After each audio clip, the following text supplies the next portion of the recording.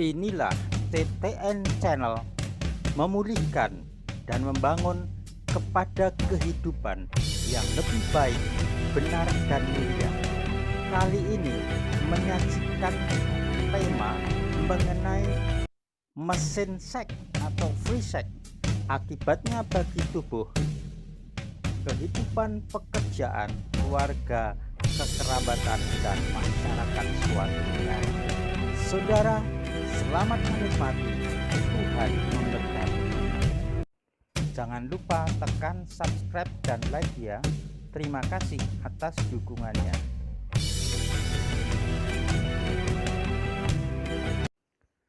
Para sahabat yang terkasih, Shalom Aleichem. Sehat dan sejahtera bagi saudara semuanya yang menonton video ini. Video ini sebagai tanggapan atau jawaban atas banyak pertanyaan yang diajukan kepada saya sebagai berikut. Apakah free sex atau hubungan seks bebas bertentangan dengan firman Tuhan? Kalau jawabannya ya bertentangan, lalu mengapa manusia mempunyai keinginan atau hasrat seks? Dari mana datangnya? Dan apakah ada hukuman langsung untuk pelaku free sex yang dialami di dunia ini? Dan bagaimana, apakah ada dampak buruk untuk keluarga dan masyarakat? Para sahabat yang terkasih, marilah kita menerima penjelasan berikut ini. Para sahabat, Tuhan Sang Pencipta langit dan bumi, Yahweh Elohim, yang memberikan seks itu. Seks adalah 100% ide Tuhan. Tapi sekarang banyak kita temui penyimpangan-penyimpangan seks yang sangat bertentangan dengan kesucian seks yang Tuhan anugerahkan. Apa sebabnya? Tiada lain, biang keroknya adalah Satan, musuh Tuhan dan manusia. Tuhan Elohim Sang Pencipta hanya menciptakan dua jenis kelamin, pria dan wanita. Tetapi Dia ingin mengurangi dan menambahkannya, yaitu dengan unisex atau satu jenis kelamin, dan memunculkan jenis kelamin yang ketiga, waria atau wanita pria.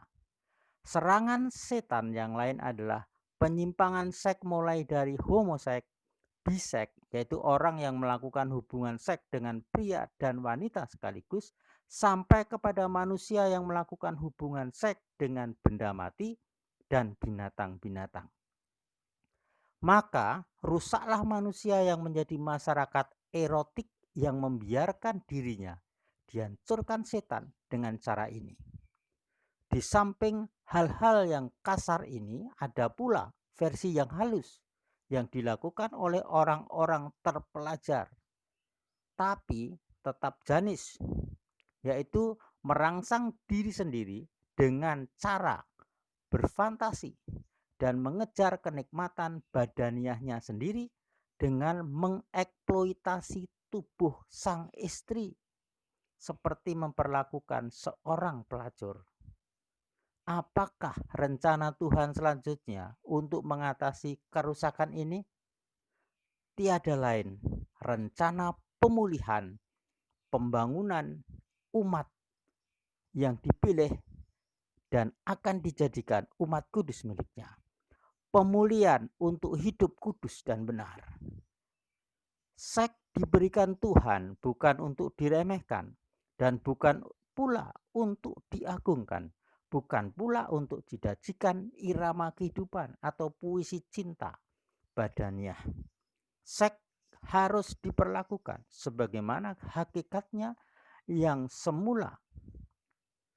Seks adalah cara yang dipakai Tuhan untuk meneruskan kehidupan manusia di muka bumi dan tempat di mana bersatunya sepasang suami istri, bukan rame-rame ya saudara.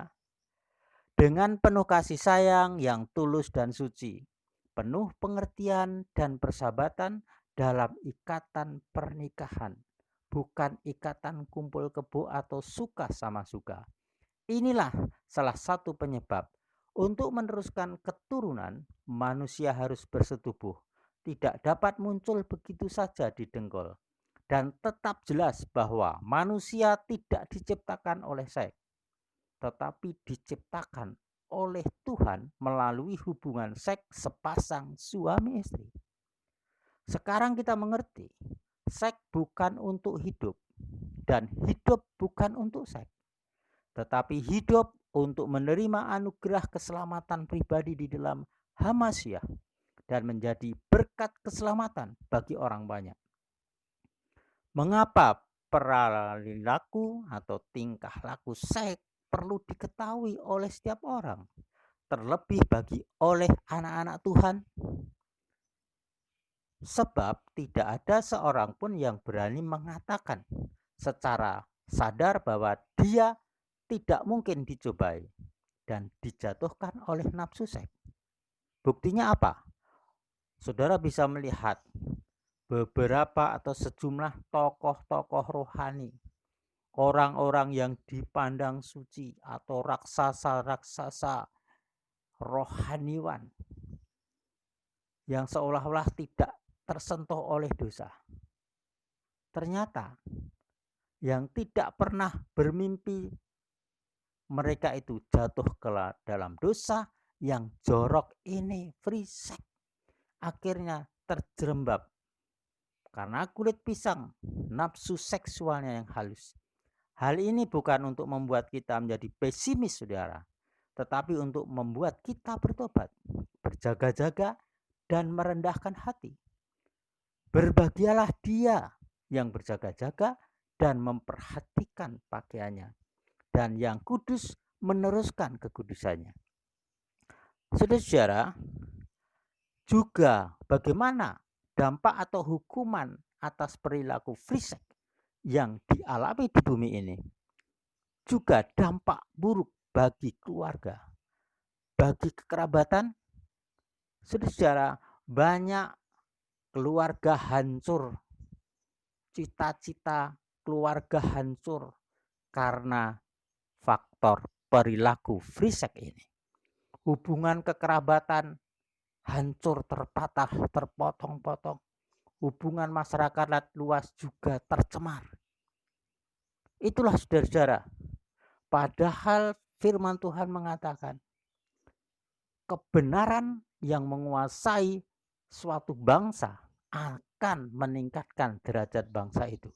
Kalau masyarakatnya sudah banyak yang free sex, satu perbuatan kegelapan dan kejorokan, bagaimana suatu bangsa bisa dikatakan berderajat tinggi? Saudara, seorang yang meninggalkan kekasihnya untuk mengasihi Anda, dapat pula meninggalkan Anda untuk kekasihnya yang lain. Itulah tujuan setan, saudara, merusak kehidupan pribadi, rencana Elohim untuk manusia berkembang biak, merusak hubungan keluarga, memecah belah, dan merusak citra masyarakat. Dan juga merusak citra tubuh orang yang melakukan free sex itu. Saudara-saudara, ada banyak penyakit seks menular yang sangat berbahaya. Dan itu ada bermacam-macam. Saudara-saudara, yang pertama, gomore adalah kencing nanah yang bisa menyerang laki-laki maupun perempuan. Penyakit ini rentan tertular apabila sering melakukan seks berganti-ganti pasangan. Dan gonore akan menyerang bagian dalam uretra, leher rahim, rektum, tenggorokan, yaitu melalui oral seks, dan bagian putih mata atau jika terkena mata. Saudara-saudara, perempuan yang terserang gonore akan merasakan nyeri ketika buang air kecil, mengeluarkan banyak cairan yang berlebihan dari vagina, hingga mengalami demam. Infeksi gonore dapat menyerang rahim, sel telur, uretra, serta rektum dan dapat menyebabkan kemandulan. Sementara laki-laki yang terserang gonore akan merasa nyeri pada bagian penis dan mengeluarkan nanah saat buang air kecil. Yang kedua, herpes kelamin merupakan penyakit seks menular yang disebabkan oleh virus. Jika terserang penyakit ini akan muncul luka seperti bisul pada daerah di mana virus telah memasuki tubuh. Luka tersebut akan melepuh dan menyebabkan rasa gatal dan sakit. Luka tersebut bisa saja hilang, tapi akan muncul kembali jika ada pemicunya. Seseorang yang sudah terkena herpes kelamin tidak akan pernah bisa disembuhkan, tetapi masih memungkinkan untuk mengontrol gejalanya dengan bantuan obat-obatan. Yang ketiga, infeksi jamur adalah salah satu penyakit kelamin yang disebabkan oleh jamur. Setiap orang memiliki jamur yang hidup di dalam tubuh dalam jumlah kecil. Namun, apabila terjadi perubahan keseimbangan hormon, jamur tersebut dapat berkembang biak. Perempuan yang terkena infeksi jamur akan merasakan gatal pada alat kelamin, sementara pada laki-laki biasanya terjadi ruam atau gatal di bagian penisnya. Yang keempat, sipilis atau raja singa, termasuk salah satu penyakit menular seks yang paling mengerikan, disebabkan oleh bakteri yang menginfeksi daerah kelamin, anus, dan mulut. Penyakit sipilis dapat ditularkan melalui kontak seksual, hubungan seks menyimpang atau homoseksual, berganti-ganti pasangan seks, dan proses kehamilan ibu pada bayinya. Gejala sipilis adalah munculnya sebuah luka kecil berbentuk bulat yang terasa menyakitkan pada bagian kelamin, anus, dan mulut. Terkadang juga muncul ruam-ruam pada tubuh serta dapat menyebabkan pembengkakan kelenjar getah bening. Dalam tahap yang sangat parah, sipilis bisa merusak bagian otak, mata, jantung, hati, sendi, pembuluh darah, dan bahkan menyebabkan kematian. Penyakit kelamin yang kelima, klamidia, yaitu penyakit seks menular yang disebabkan oleh bakteri melalui hubungan seks. Yang keenam, penyakit yang sudah terkenal saudara, HIV atau AIDS, merupakan salah satu penyakit seksual paling mematikan yang sangat berbahaya. Meski HIV atau AIDS bisa tertular tanpa harus melakukan kontak seksual, tetapi sebagian besar kematian yang diakibatkan oleh penyakit ini adalah karena hubungan seks bebas. Yang ketujuh, bisul kelamin merupakan penyakit yang disebabkan oleh virus dan dapat ditularkan melalui hubungan seks. Hanya saja seseorang yang tertular penyakit ini biasanya sulit diketahui karena terletak di dalam vagina perempuan dan juga ukurannya terlalu kecil bagi laki-laki. Tetapi penyakit bisul kelamin bisa menjadi serius pada wanita karena dapat menyebabkan kanker serviks. Itulah saudara-saudara, penyakit menular karena hubungan seks bebas, karena free sex. Oleh sebab itu saudara-saudara, dengan mengerti hal ini, setidaknya kita bisa menjadi berkat bagi orang-orang yang mereka belum melakukannya, yang menjelang melakukannya, atau sudah tertarik untuk melakukannya karena membaca buku atau melihat video-video, atau untuk mereka yang sudah melakukannya berulang kali. Kita bisa menjadi berkat. Dan untuk yang sudah mengalami, ada jalan yang disediakan. Mungkin ada di antara saudara yang pernah melakukan penyimpangan seks dan kekudusan. Tetapi bila saudara bertobat, bersyukurlah. Sebab Tuhan menyediakan pengampunan, yang artinya apa yang saudara pernah berbuat, hal-hal yang jorok, hal-hal yang rusak, dilupakan oleh Tuhan.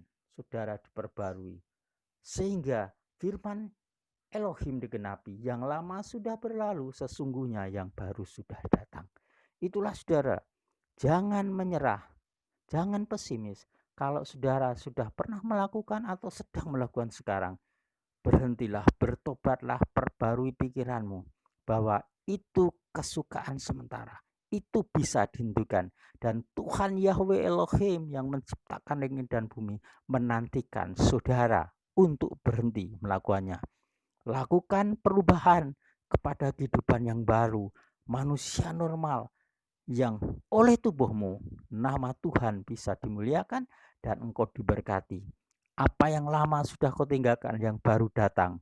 Dan yang baru akan menghasilkan pohon kehidupan yang berbunga dan berbuah lebat dan matang. Saudara menjadi berguna bagi banyak orang, menjadi berkat. Saudara bisa bersaksi karena engkau sudah melakukan yang jahat, tapi engkau sudah bertobat dan sekarang engkau menjadi orang kudus karena engkau sudah diampuni oleh Tuhan yang Maha Pengasih dan Penyayang itu, karena saudara betul-betul bertobat dan berganti kepada kehidupan yang baru sesuai firman Tuhan. Saudara-saudara, biarlah ini menjadi berkat dan berkat bagi saudara, keluarga, pekerjaan pelayananmu. Sukses besar bagi saudara. Kasih Tuhan atas saudara, kekuatan diberikan dan saudara bisa melakukannya dan menikmati hasil apa yang saudara lakukan inginkan, yaitu hidup baru yang berkenan di hadapan Tuhan terjadi atas hidup saudara. Sukses bagi saudara semua. Terima kasih.